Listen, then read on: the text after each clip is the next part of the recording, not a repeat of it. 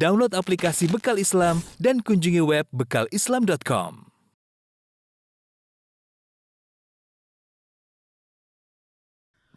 Bismillahirrahmanirrahim. Assalamualaikum warahmatullahi wabarakatuh. Alhamdulillahi ala ihsanihi wa syukru lahu ala taufiqihi wa amtinanihi wa asyhadu an la ilaha illallah wahdahu la syarika lahu ta'ziman li sya'ni wa asyhadu anna Muhammadan abduhu wa rasuluhu da'ila ridwani. Allahumma shalli alaihi wa ala alihi wa ashabihi wa ikhwani. Para pemirsa yang dirahmati Allah Subhanahu wa taala dimanapun Anda berada, pada kesempatan yang bahagia ini insyaallah kita akan membahas tentang kisah Nabi yang mulia, Nabi Yusuf alaihissalam, yang Allah Subhanahu wa taala mengkhususkan satu surat yang panjang, ya, lebih dari 100 ayat tentang nabi tersebut, Nabi Yusuf alaihissalam, tentang kisahnya. Dan Nabi Muhammad SAW pernah berkata dalam hadis yang diriwayatkan Imam Al-Bukhari, Al-Karim Ibnul Karim Ibnul Karim Ibnul Karim, yaitu Al-Karim Yusuf alaihissalam Ibnul Karim. Al-Karim artinya yang mulia, putranya yang mulia, putranya yang mulia, putranya yang mulia. Itu Yusuf bin Ya'qub bin Ishaq bin Ibrahim. Dan inilah silsilah zahabiyah, silsilah emas yang tidak pernah dimiliki oleh seorang pun. Ya, nasab yang terbaik yaitu Yusuf bin Ya'qub bin Ishaq bin Ibrahim alaihimussalam. Ya, tidak pernah terkumpulkan 4 generasi berturut-turut adalah nabi. Adapun kisah Nabi Yusuf alaihissalam, Allah khususkan dalam surat yang Allah sebutkan dengan surat Yusuf, yang Allah buka di awal surat tersebut, ya, nahnu naqussu 'alaika ahsanal qasasi bima auhayna ilaika hadzal Qur'an wa in kunta min qablihi laminal ghafilin. Kata Allah Subhanahu wa taala, kami kisahkan kepada engkau wahai Muhammad ahsanal qasas, kisah yang terindah. Ahsanal qasas di sini ada 2 pendapat di kalangan para ahli tafsir. Apa maknanya ahsanal qasas? Ada yang mengatakan al-qasas diambil dari al-qas, yaitu masdar dari fi'il qassa yaqussu, yaitu mengkisahkan. Artinya apa? Kami kisahkan kepada engkau wahai Muhammad dengan pengkisahan yang terindah.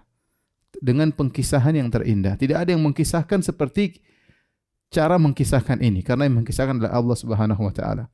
Jadi kembali kepada masdar, yaitu pengkisahan terindah. Kalau kita jadikan bahasa Indonesia, ahsanul qasas artinya dengan cara mengkisahkan yang terindah, yaitu caranya Allah dalam mengkisahkan.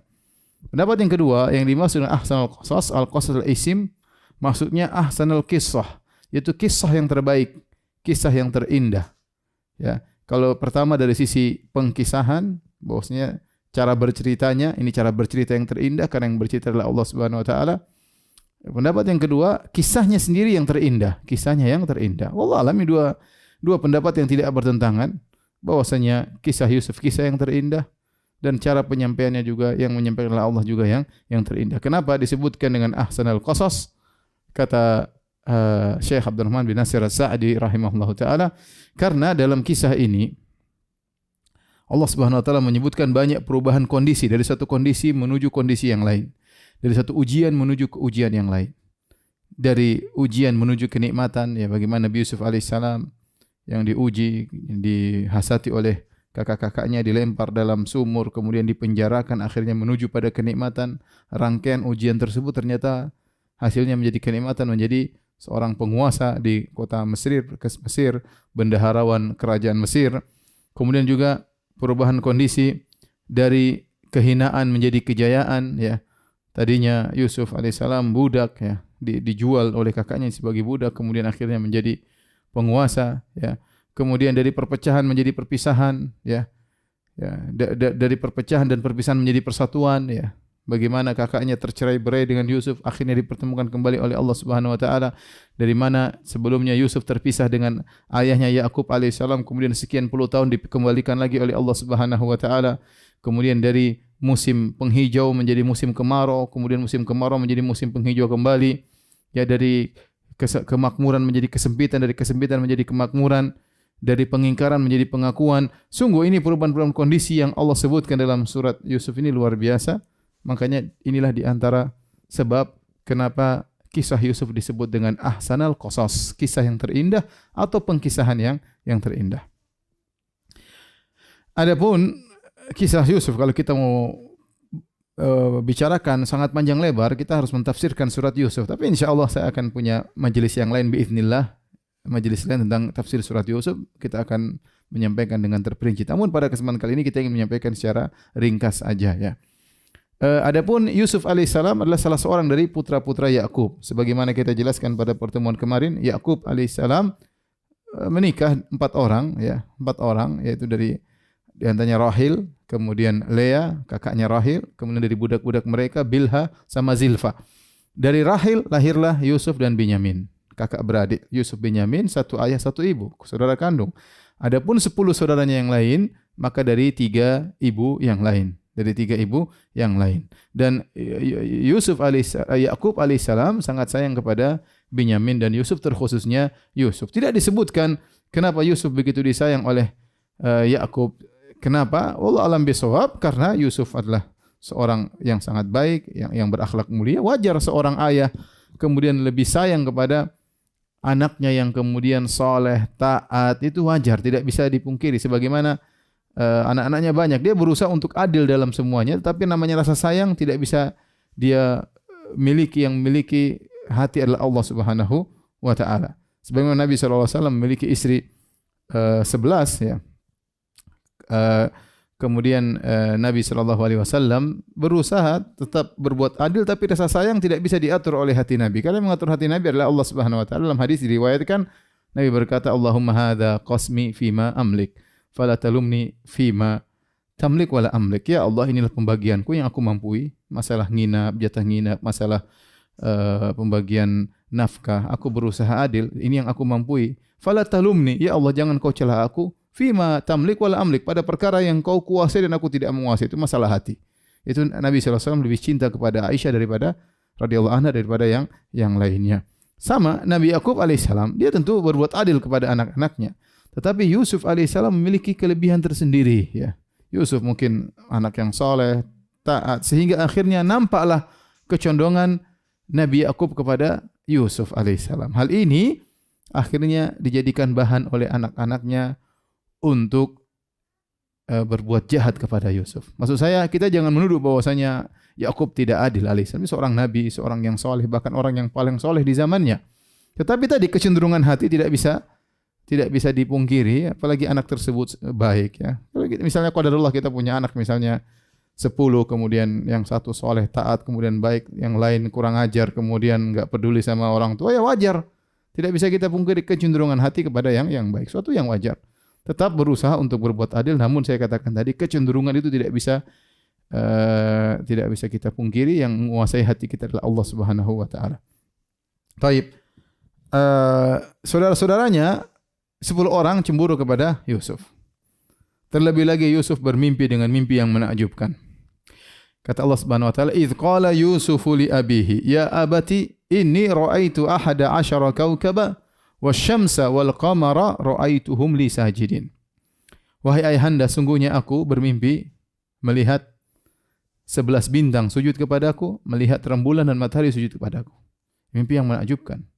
Benda-benda langit yang besar-besar, 9 bintang, matahari, rembulan, sujud kepada Nabi Yusuf alaihissalam. Nanti kemudian hari akan ditakwilkan, ternyata maksudnya 11 bintang adalah saudaranya Yusuf, yaitu Binyamin dan 10 kakak-kakaknya. Kemudian matahari maksudnya adalah ibunya Yusuf. Kemudian rembulan maksudnya Al-Qamar adalah Yakub alaihissalam. Apa kata ayahnya? Ya, ayahnya berkata, "Qala ya bunayya la taqsus ru'yaka ala ikhwatika fayakidu laka kaida. Inna syaitana lil insani aduwwum mubin." Kata Yakub alaihissalam, "Wahai putraku, jangan kau ceritakan kisahmu ini kepada kakak-kakakmu, saudara-saudaramu. Ya. Fayakidu laka kaida, maka mereka akan berbuat makar, rencana buruk kepada engkau. Ingat, inna syaitana lil insani aduwwum mubin. Sungguhnya syaitan ya adalah musuh yang nyata bagi manusia. Benar, kalian bersaudara. Tapi kalau syaitan sudah masuk di antara kalian, maka bisa terjadi permusuhan meskipun satu bapak. Maka jangan ceritakan hal ini kepada kakak-kakakmu." Dan ini adalah wasiat yang baik dari Nabi Yakub alaihissalam, bahwasanya tidak semua kenikmatan yang kau dapatkan wahai Yusuf kau ceritakan kepada kakak-kakakmu. Ya, sembunyikan saja. Karena kalau mereka tahu mereka tidak kuat untuk menghadapinya, mereka akan hasad kepada engkau, mereka akan dengki kepadamu. Ini kaidah pada para pemirsa yang dirahmati oleh Allah Subhanahu wa taala, tidak semua kenikmatan yang kita rasakan harus kita share. Ya, sebagian orang Masya Allah hobi men-share seluruh yang dia miliki. Men-share kenikmatan yang dia miliki, men-share mobil yang dia miliki, men-share rumah indah yang dia miliki, men-share suami tampan yang dia miliki, men-share istri cantik yang dia miliki, men-share semua jalan sana ke sana dia share. Buat apa? Kalau niatnya untuk bersyukur kepada Allah, tidak harus demikian. Kalau niatnya untuk pamer, maka bisa menimbulkan kecemburuan, bisa membuat orang sedih tatkala melihatnya. Si miskin memandang, maka si miskin sedih, dan yang lainnya. Ya, oleh karena tidak semua kenikmatan kita share. Ada kenikmatan kita share kepada orang-orang yang kita percayai. Contohnya Yusuf bercerita kepada bapaknya, cerita kepada Yakub karena dia tahu bapaknya seorang nabi, bapaknya amanah, sayang kepadanya. Oleh karenanya kalau kita cerita kepada orang yang sayang sama kita, enggak ada masalah. Kita ceritakan kawan dekat, teman dekat, ya, kita sudah sering bersama, kita kenal dia baik, kita ceritakan tentang keberhasilan kita, enggak ada masalah. Ya, tapi kalau kita cerita kepada semua orang, tidak semua orang bisa menahan hatinya. Ya, dia akan sakit hati, dia akan hasad, dia akan cemburu, ya. Ya. Orang tanya, "Kamu mobilmu berapa?" "Mobil saya 2 misalnya." Hasad dia. "Kok bisa mobilnya 2? Pekerjaan kayak begini mobilnya 2 misalnya." Kalau tanya, "Kamu rumahmu ada berapa?" 2. "Kok bisa rumahnya 2?" Hasad. Kalau bilang, "Saya enggak punya rumah, masih ngontrak." Oh, kasihan, miskin, dihina. Ya, oleh karenanya kalau orang tanya kepada kita, kita jawab dengan global aja. Kita tidak kenal orang tersebut, kita jawab dengan global. Alhamdulillah, Allah, saya punya tempat tinggal, alhamdulillah Allah kasih saya kenikmatan. Tidak usah kita perinci. Karena terkadang perincian tersebut membuat orang tidak kuat mendengarnya. Orang bisa hasad, orang bisa dengki. Dan tidak semua kelebihan yang kita miliki untuk kita share. Ya ikhwan, kita kan ingin hidup tenang. Sebagian orang memang ingin dijadikan bahan sebagai bahan komentar, ya. Makanya dia suka dengan demikian, apalagi YouTuber ya, ingin orang lihat semuanya. Sudahlah, urusan mereka dengan Allah Subhanahu wa taala. Tapi maksud saya orang tidak seperti itu. Orang ya privasi dia jaga, ya, kemudian menjauhkan orang dari komentar terhadap dirinya, ya. Dan tidak semua kenikmatan dia pamerkan akan menimbulkan hasad dari orang atau menyedihkan orang lain, ya, dan macam-macamnya. Taib. Perhatikan di sini, ternyata hasad bisa muncul dari kerabat, ya, muncul dari kerabat. Oleh karenanya para ulama mengatakan kisah ini, surat Yusuf adalah surat Makkiyah, turun di kota Mekah sebelum Nabi berhijrah ke kota Madinah. Kenapa? Seakan-akan Allah ingin mengabarkan kepada Nabi Muhammad SAW, kau jangan terlalu bersedih wahai Muhammad. Sungguhnya kerabat-kerabat memusuhimu, ommu, pamanmu, Abu Lahab musuhimu. Kerabat-kerabatmu dari Bani Hashim juga sebagian memusuhimu. Quraisy kan Nabi Muhammad suku Quraisy. Suku besarmu Quraisy juga memusuhimu. Paling depan dalam memusuhimu Quraisy, padahal kalian satu rumpun. Mereka satu rumpun dengan Nabi Muhammad SAW. Seakan-akan Allah mengatakan, jangan kau sedih wahai Rasulullah SAW. Sungguhnya Nabi Yusuf alaihissalam pernah dimusuhi oleh saudara-saudaranya sebapak. Ya, sangat dekat hubungannya. Yusuf dan yang lainnya sebapak, lain ibu. Tapi ternyata hal itu tidak menghalangi syaitan untuk mengadu domba. Maka janganlah kau terlalu bersedih wahai Muhammad. Ya, sampaikan kebenaran meskipun kerabat-kerabatmu memusuhimu, ya. Makanya Nabi Muhammad SAW sedih. Wala tahzan alaihim, kata Allah, jangan kau sedih atas mereka. Ya, Rasulullah sedih mereka tidak dapat hidayah. Mereka musuhi Nabi SAW. Rasulullah sedih, dan itu ujian tersendiri. Dimusuhi oleh suku sendiri. Dimusuhi oleh Quraisy. Sama Nabi Yusuf alaihissalam dimusuhi oleh kakak-kakaknya. Ini ujian tersendiri. Ujian tersendiri. Seharusnya kakak-kakaknya menolong dia. Harusnya kakak-kakaknya bangga dengan Yusuf alaihissalam. Tapi justru malah memusuhinya, bahkan buat makar kepadanya. Ya. Pemirsa yang dirahmati oleh Allah Subhanahu wa taala, walaupun Yusuf tidak cerita kepada kakak-kakaknya, tetapi kakak-kakaknya memang cemburu, dasarnya sudah cemburu kepada Yusuf alaihissalam. Akhirnya mereka berbicara di antara mereka, ya, di antara mereka. Idz qalu laqad kana fi Yusuf wa ikhwatihi ayatul lisailin, kata Allah. Idz qalu la Yusuf wa akhuhu ahabbu ila abina minna wa nahnu usbah. Inna abana la fi dhalalin mubin. Kata mereka, Yusuf dan saudaranya si Binyamin lebih disayang oleh ayah kita daripada kita. Padahal kita lebih banyak. Kita 10 orang, mereka cuma berdua. Ya, kita ini 10 orang, mereka cuma berdua. Yusuf bin Yamin, kita 10 orang. Apa kata mereka? Inna abana lafi dhalalim mubin. Sungguhnya ayah kita dalam kesesatan yang nyata. Subhanallah. Bagaimana dalam kesesatan nyata? Ayah mereka adalah Nabi Yakub alaihissalam. Yaitu sesat dalam hal duniawi. Kalau dalam agama tentunya tidak, karena mereka tahu bapak mereka seorang nabi. Dan ini ibtila, Allah menguji Nabi Yakub alaihissalam dengan anak-anak yang durhaka pada saat itu, saudara-saudara Yusuf, meskipun nanti mereka akhirnya sadar. Tapi inilah ibtila, ujian Allah menguji Nabi Yakub alaihissalam. Akhirnya karena mereka hasad, mereka berencana untuk berbuat keburukan kepada Yusuf alaihissalam. Kata mereka, uqtulu Yusuf awitrahuhu arda yakhlu lakum wajhu abikum wa takunu min ba'dihi qauman salihin. Perhatikan kata mereka. Sudah, kita bunuh Yusuf aja. Kita bunuh Yusuf. Pilihan pertama bunuh Yusuf. Pilihan kedua, awitrahuhu ardan, atau buang dia sejauh-jauhnya di suatu areal yakhlu lakum wajhu abikum, sehingga tidak lagi dia tinggal di rumah kita, sehingga bapak kita bisa fokus terhadap kita, sayang kepada kita. Ini tujuannya. Tujuannya Yusuf dibuang, kemudian Yusuf sudah tidak ada lagi, sehingga kalau Yusuf sudah tidak ada, Yakub alaihissalam akan fokus cinta kepada kakak-kakaknya. Yakhlu lakum wajhu abikum wa takunu min ba'dihi qauman shalihin. Setelah itu jadilah kalian orang-orang saleh. Dia terencana, tentunya iblis memberi ide kepada mereka. Bagaimana ya udah kita bunuh Yusuf atau kita buang dia sejauh-jauhnya, setelah itu kita bertobat. Jadi orang saleh, anak saleh. Setelah bertobat, ayah kita sayang sama kita, selesai urusan. Dan itu banyak orang melakukan maksiat dengan demikian. Sudah sekali ini, saya korupsi sekali, sudah saya bertobat. Ini kesempatan emas, tidak bisa saya tinggalkan. Kapan lagi saya mau korupsi? Kasih duit, ambil. Abis ini saya bertobat. Abis ini saya mau naik haji. Begitu ya. Syaitan sering berbuat seperti itu, ya, memudahkan orang untuk bermaksiat dengan dalih abis itu kita bertobat. Abis itu engkau bertobat, selesai urusan. Allah Maha Pengampun. Dan inilah syaitan yang pernah datang kepada saudara-saudara Yusuf, itulah yang pernah datang kepada kita, yang menyuruh kita untuk bermaksiat setelah kita bertobat. Ya, sekali ini aja, 2 kali ini aja, 3 kali ini aja, 4 kali ini aja, terus Allah Maha Pengampun. Akhirnya kita mudah bermaksiat dan kita melakukan apa yang kita lakukan, sementara kita tidak tahu apakah Allah menerima taubat kita, apakah kita masih bisa hidup selanjutnya. Ya. Lihat rencana mereka, Yusuf dibunuh atau Yusuf dijauhkan. Setelah itu ayah mereka fokus kepada Yusuf alaihissalam, kepada mereka. Ternyata rencana mereka gagal semuanya. Nanti setelah mereka berhasil mengasingkan Yusuf, Yusuf sudah hilang, dianggap mati. Ayah mereka juga tidak sayang sama mereka. Ternyata Yakub alaihissalam fokusnya kepada Binyamin. Sama saja. Tujuan mereka tidak berhasil. Setan kasih gambaran. Caranya begini. Mereka kerjakan, ternyata tidak berhasil. Taib. Setelah mereka bermusyawarah untuk membunuh Yusuf. Subhanallah. Hasad luar biasa ya.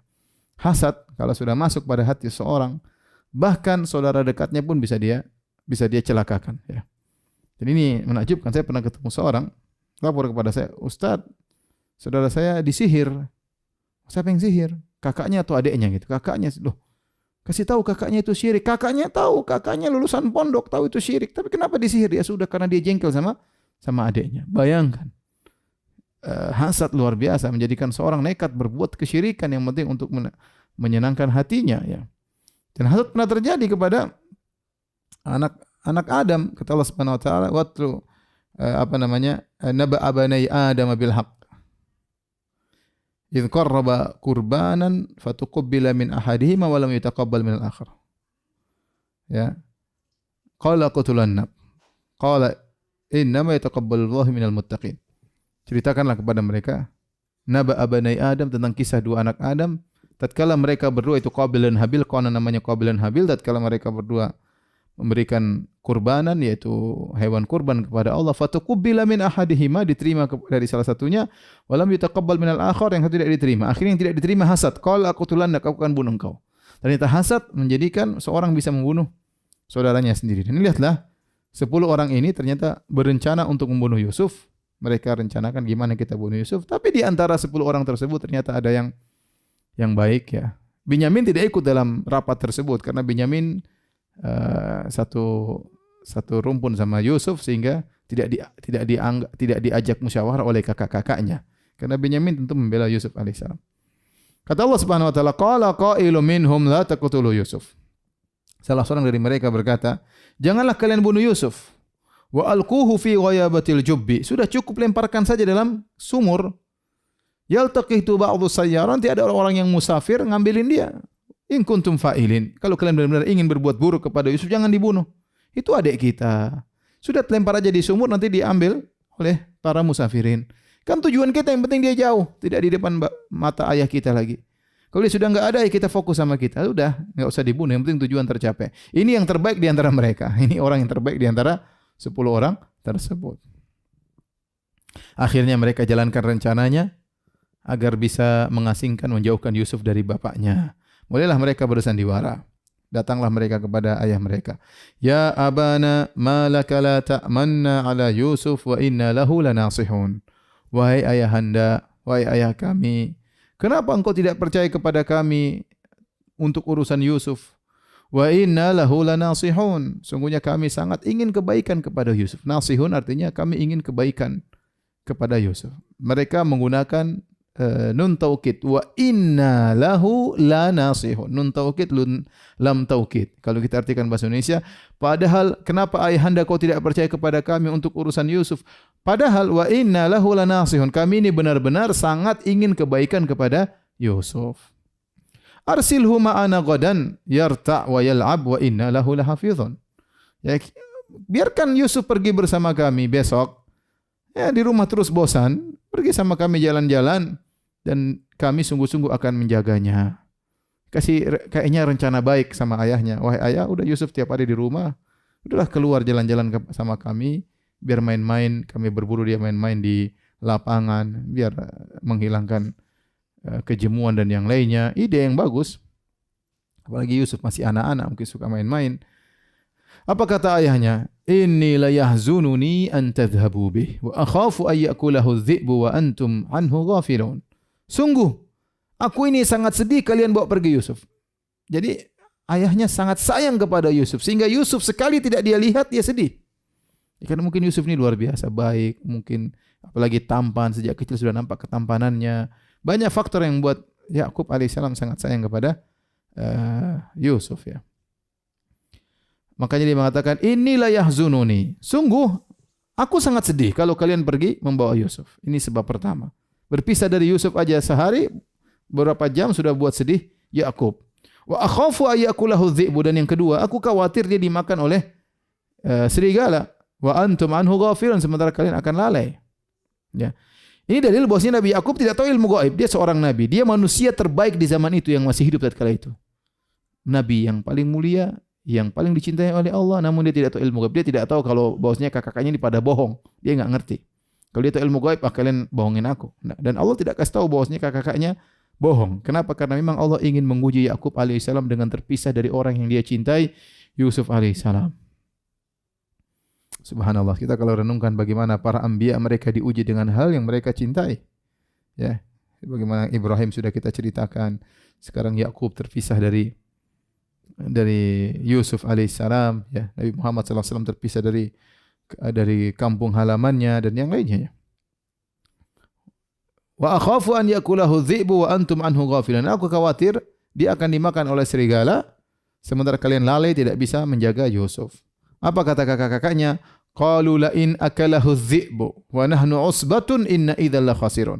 Seandainya Yusuf dimakan oleh serigala sementara kita ini 10 orang, wahai ayahanda, inna idzal la khasirun, sungguh perkara yang rugi. Bagaimana tidak bisa lawan serigala? Mungkin 1 orang di antara kita bisa lawan serigala. Apalagi kita 10 orang. Jangan khawatir ayahanda, ingin meyakinkan ayahnya. Kita ini 10 orang ya. Kita satu aja bisa ngelawan serigala, apalagi 10 orang. Akhirnya Nabi Yakub terpedaya oleh mereka dan akhirnya dia pun setuju.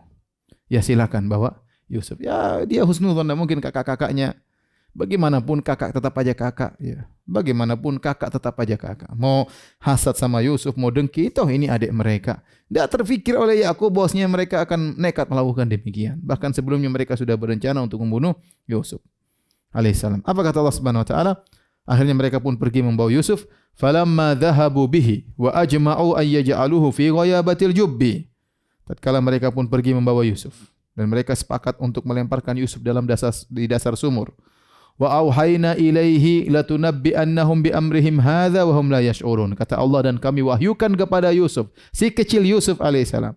Ketika dia dilemparkan dalam sumur tersebut, kata Allah, kami wahyukan kepada dia, wahai Yusuf, suatu saat kau akan kabarkan kepada mereka tentang perbuatanmu ini. Dan ini akan terjadi nanti.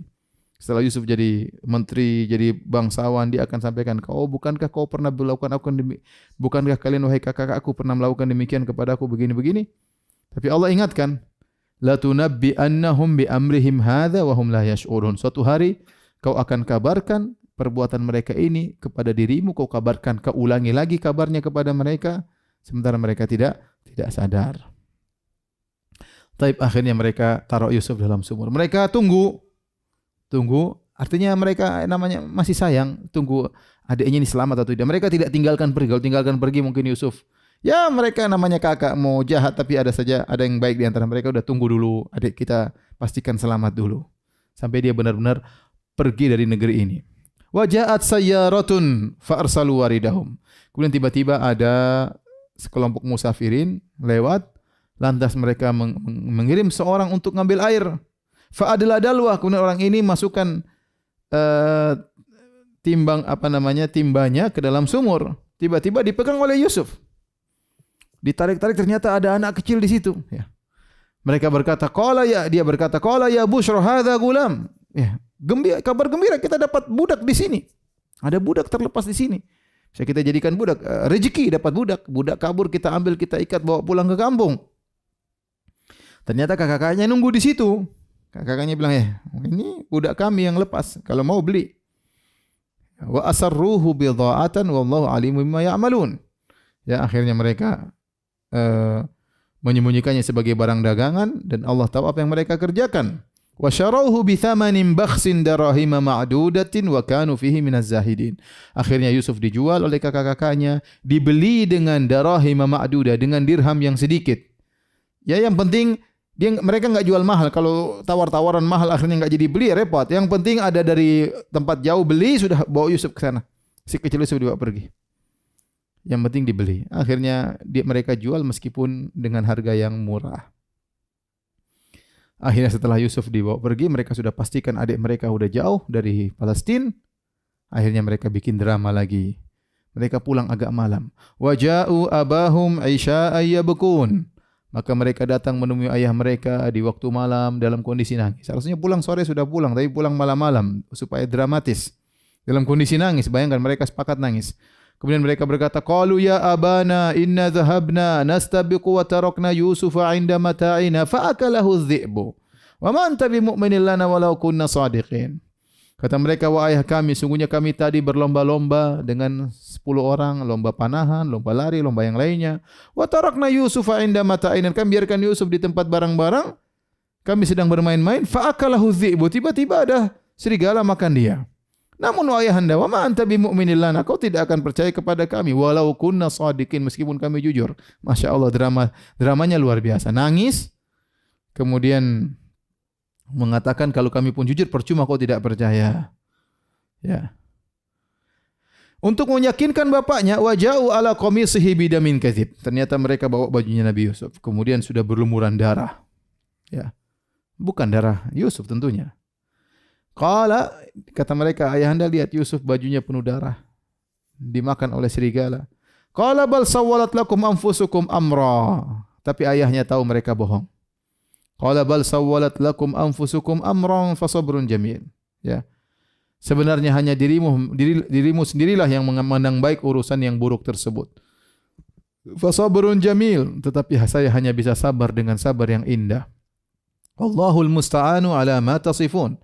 Allah saja, kepada Allah lah aku mohon pertolongan atas apa yang kalian ceritakan. Artinya ayahnya tidak percaya. Ayahnya tidak percaya dengan tangisan mereka, ya. Ya, ayahnya tidak percaya dengan tangisan mereka. Ayahnya tidak percaya dengan baju yang berlumuran darah, ya. Semuanya di mata ayahnya adalah kedustaan. Kenapa Yakub tidak tahu ilmu gaib? Tadi kita jelaskan Yakub tidak tahu apa yang terjadi, tidak tahu bahwasanya kakak-kakaknya bakalan ngibulin bapaknya, ya. Namun kenapa dia bisa mengatakan bahwasanya kakak-kakak ini berdusta? Ada dua sebab. Pertama, mereka mengatakan bahwasanya Yusuf sudah mati, dimakan oleh serigala. Ya. Yakub menolak berita tersebut. Kenapa? Karena Yusuf sudah cerita bahwasanya akan terjadi suatu kejadian di mana matahari, rembulan dan 11 bintang sujud kepadanya. Artinya dia akan hidup dan bapaknya suatu saat akan sujud kepadanya suatu saat di kemudian hari. Dan itu belum terjadi.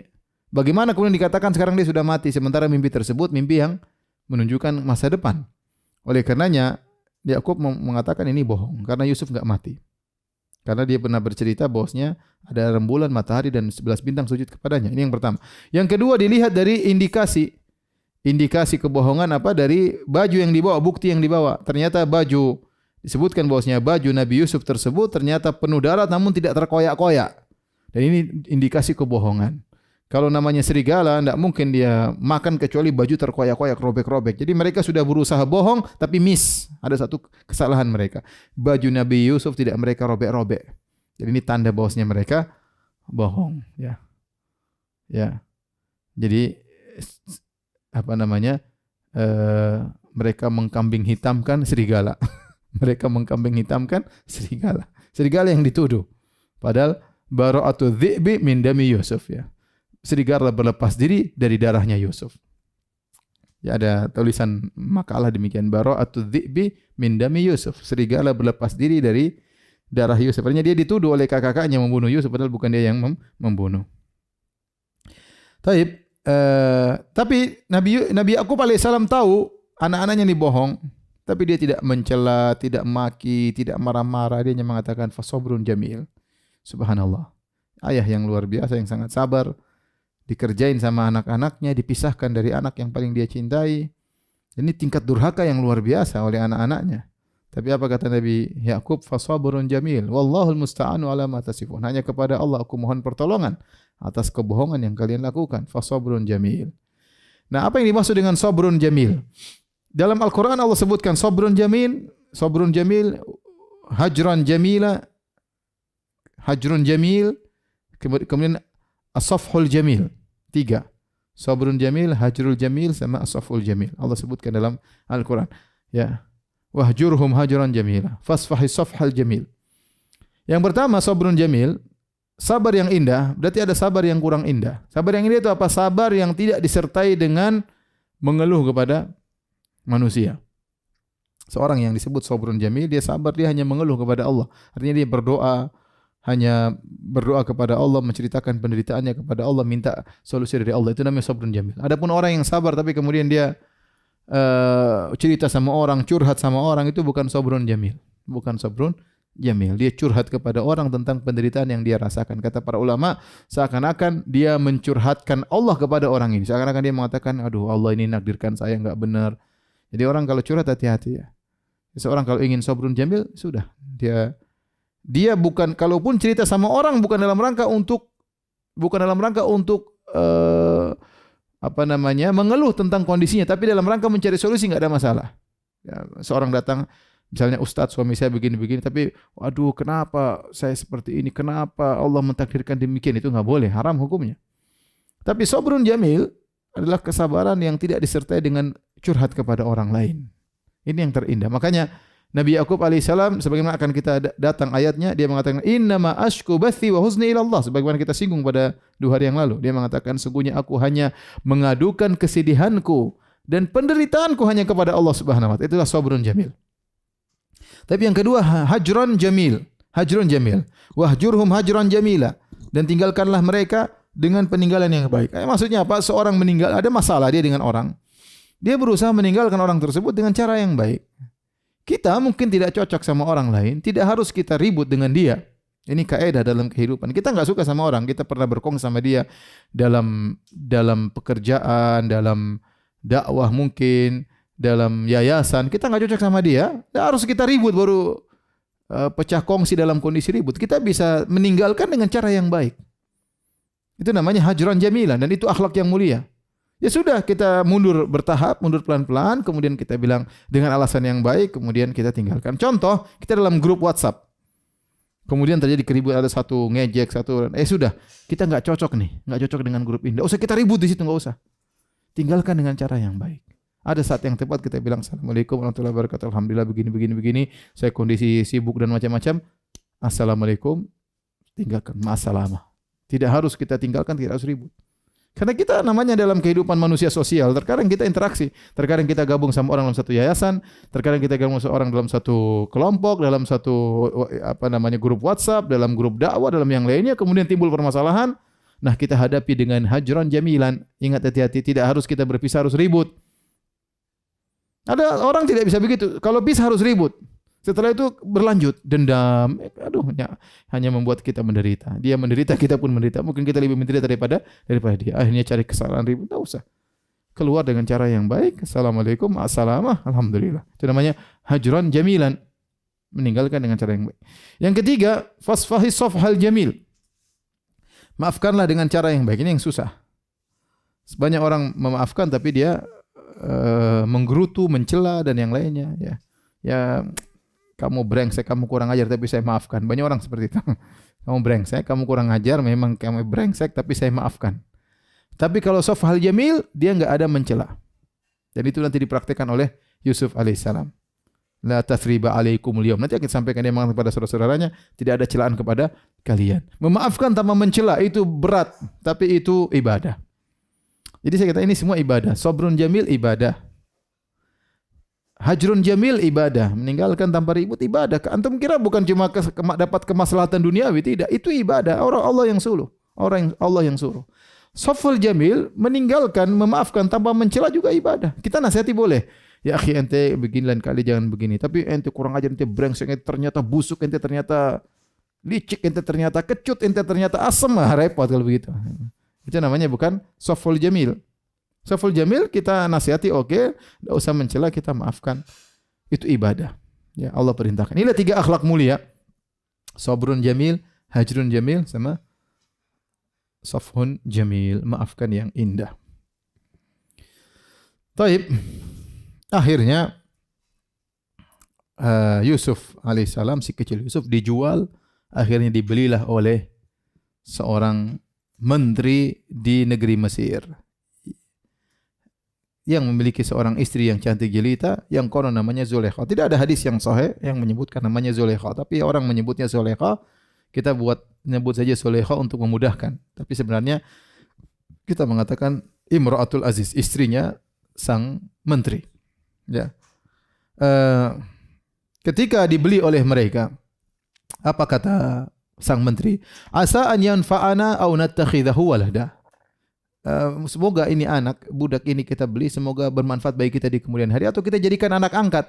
Ini menunjukkan bahwasanya Yusuf masih kecil waktu dibuang, dibuang dan dibeli oleh mereka. Subhanallah, kebetulan mereka tidak punya anak. Mereka berniat untuk mengangkat Yusuf sebagai anak mereka. Akhirnya Yusuf alaihissalam tumbuh berkembang di rumah tersebut. Subhanallah, dia menjadi seorang laki-laki yang sangat tampan. Tampannya tidak wajar. Tidak wajar, ya. Dan dia berbeda, Yusuf dari suku Bani Israel, adapun penduduk Mesir, ya, sukunya lain. Ada yang mengatakan suku Hyksos, ya. Ada yang mengatakan suku Akbat, intinya sukunya lain. Dan sampai akhirnya Yusuf begitu tampan sampai dalam hadis, ya. Nabi ketika Isra Mi'raj, Nabi melihat Yusuf, wajah yang tampan, kata Nabi sallallahu alaihi wasallam, "Waqad u'tiya syatrul jamal." Yusuf diberikan setengah ketampanan. Banyak tafsiran apa maksudnya setengah ketampanan ini, tapi intinya ada yang berpendapat bahwasanya setengah ketampanan manusia diberikan kepada Yusuf alaihissalam.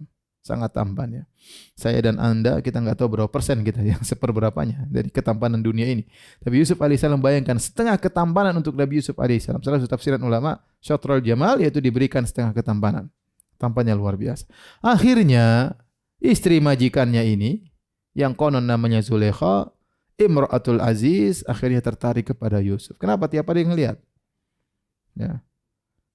Tiap hari ya sering ketemu, lama-lama tresno, ya kata apa? Lama-lama sayang, kata orang Jawa, ya. Ya, lama-lama ketemu, lama-lama sayang, lama jatuh cinta. Apalagi Yusuf tampannya luar biasa. Allah berfirman, akhirnya suatu hari sang wanita ini pun mulai merayu Yusuf. Ya, tiap hari dia lihat, lama-lama dia jatuh cinta. Kata Allah Subhanahu wa taala, Wa rawadathu allati huwa fi baitiha an nafsihi wa ghallaqatil abwaba wa qalat hayta lak. Qala ma'adzallah innahu rabbi ahsana mathwaya innahu la yuflihudz zalimun. Maka perempuan tersebut, Imra'atul Aziz, sang wanita, istri majikan, mulailah merayu Yusuf di rumahnya. Dalam rumah dia rayu. Karena Yusuf tinggal sama mereka. Wa ghallaqatil abwab, dan dia pun menutup semua pintu-pintu. Ya. Semua pintu-pintu dia tutup ya. Rumah-rumah gede, rumah besar, banyak pintunya. Atau bisa jadi ini pintu kamar dia tutup, kemudian pintu ruangan kedua dia tutup, pintu ruangan ketiga dia tutup, saking besarnya rumah tersebut ya. Saking besarnya rumah tersebut. Sebagian kita, Masya Allah, rumah pintu cuma ya 2 ya. Pintu masuk, langsung pintu WC ya kan. Rumahnya kecil ya. Kadang pintu WC pun tidak ada pakai horden ya. Sebagian orang, Masya Allah, saya dengar rumah kecil cuma 3x4, situlah tempat tidurnya, tempat dapurnya, kemudian ada WC cuma dikasih kain. Subhanallah. Kita harus banyak bersyukur kepada Allah Subhanahu wa taala. Kita bercerita tentang rumah seorang menteri pembesar di kota Mesir yang rumahnya banyak pintunya. Makanya disebut wa ghallaqatil abwab, maka dia pun menutup pintu-pintu. Entah dia tutup dengan begitu kencengnya atau dia ulang-ulang kuncinya karena banyak pintu harus ditutup. 1 pintu ditutup, pintu kedua ditutup, pintu ketiga ditutup. Seterusnya. Dia pasang rencana dengan rencana luar biasa ya. Setelah dia kunci tutup, dia jebak Yusuf. Mungkin disuruh ke kamarnya untuk ngurus apa kek, untuk ngurus apa. Datanglah Yusuf alaihissalam. Ternyata pintu dia kunci semuanya. Kemudian dia berkata, wa qalat haytalak. Kemarilah wahai Yusuf. Dia yang merayu. Apa kata Yusuf alaihissalam? Qala ma'adzallah. Aku berlindung kepada Allah. Innahu rabbi ahsana mathwaya. Sungguhnya Tuanku telah berbuat baik kepadaku. Ya, telah memperlakukan aku dengan baik. Innahu la yuflihudz zalimun. Sungguhnya tidak akan beruntung orang-orang yang zalim. Perhatikan di sini, saya ingin memberikan gambaran bagaimana beratnya ujian yang dihadapi oleh Nabi Yusuf alaihissalam. Oleh karenanya, para ulama menyebutkan berkumpul ujian yang dihadapi oleh Nabi Yusuf alaihissalam. Ini adalah mangqabah, adalah kemuliaan Nabi Yusuf yang tidak semua orang bisa menghadapinya. Ujian yang berat seperti ini. Ya. Perhatikan ya, ujian sangat berat. Bagaimana Nabi Yusuf alaihissalam menghadapinya. Pertama, Ibnul Qayyim menyebutkan dalam kitabnya Al-Jawabul Kafi, ada sekitar 10, kemudian juga disebut oleh Abdurrahman bin Nasir As-Sa'di dalam tafsirnya sekitar 10 ujian. Yang pertama, perhatikan, saya ingin menggambarkan bagaimana ujian berat Nabi Yusuf alaihissalam. Yang pertama, Nabi Yusuf alaihissalam muda. Kita tahu anak muda syahwatnya lebih bergelora daripada yang tua-tua ya. Ya kecuali tua-tua keladi ya. Namun asalnya yang muda lebih bergelora. Oleh karenanya kalau yang muda berzina dengan yang tua berzina, dosanya lebih besar yang tua berzina. Sama-sama dosa besar, tapi yang tua berzina dosanya lebih besar. Waliyadzubillah, ada orang seperti itu, sudah tua masih berzina. Kenapa? Karena faktor dia untuk bermaksiat kecil, lebih kecil. Dia sudah tua. Ya. Makanya sebagaimana pernah saya sampaikan pada pertemuan sebelumnya, kata Nabi SAW, salasatun la yukallimuhumullah wa la yanzuru ilaihim wa la yuzakkihim yaumal qiyamah wa lahum adzabun azim. 3 orang Allah tidak akan memandangnya dengan pandangan rahmat, Allah tidak akan mensucikan mereka, Allah tidak akan ngajak berbicara dengan mereka, dan mereka adab yang pedih. Di antaranya usyaimitun zanin, orang tua yang berzina. Kemudian malikun kadzab, raja yang berdusta. Yang ketiga ailun mustakbir, miskin tapi sombong. Kenapa? Karena 3 ini faktor untuk dia bermaksiat kurang. Bayangkan. Ailun mustakbir, miskin sombong. Orang kalau kaya sombong wajar. Ini miskin, apa yang mau disombongkan? Sudah miskin sombong, maka dosanya lebih besar daripada kaya yang sombong. Saya ulangi.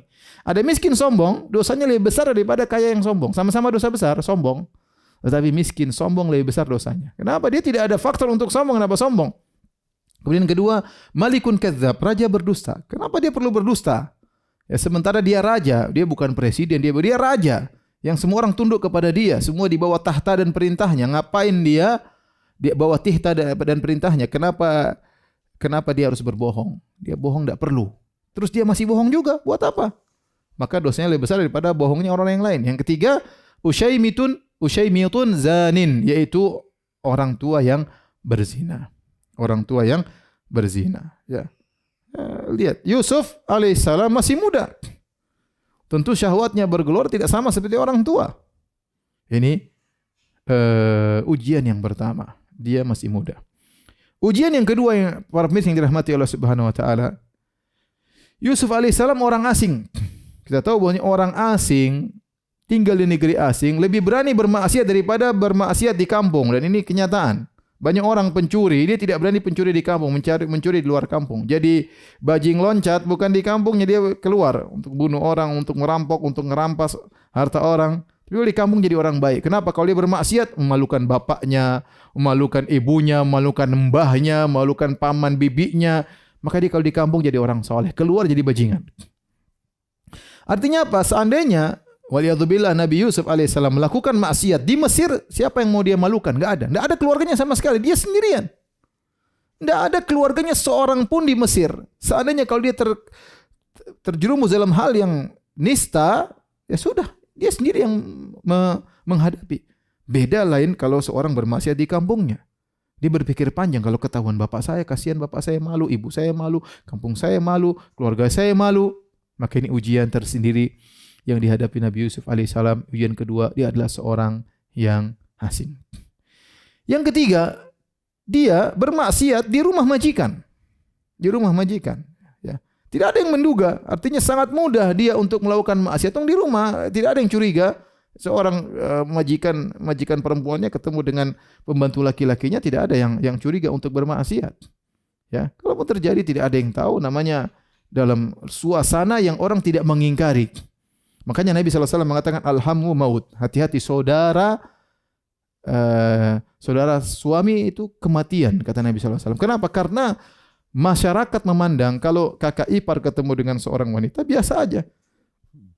Seorang wanita bertemu dengan kakak iparnya perkara yang biasa, sehingga tidak ada yang mengingkari. Padahal itu bisa menjadi fitnah. Ya, karena dianggap biasa. Padahal itu bukan mahram dan bisa terjadi fitnah, bisa jadi perzinahan. Makanya kata Nabi SAW, al-mahamu maut. Sama halnya dalam hal ini, yaitu keberadaan Yusuf dalam rumah tersebut bersama Zulaikha adalah perkara yang wajar. Tidak ada yang mengingkari. Wong itu ibu majikan sama Yusuf. Taib, para pemirsa yang dirahmati Allah subhanahu wa ta'ala, insyaallah kita lanjutkan besok. Karena sudah masuk salat Isya. Demikian pertemuan kita. Semoga kita dipertemukan kembali dalam kesempatan yang lebih baik. Subhanakallah bihamdik asyhadu an la ilaha illa anta astaghfiruka wa atubu ilaik. Assalamualaikum warahmatullahi wabarakatuh.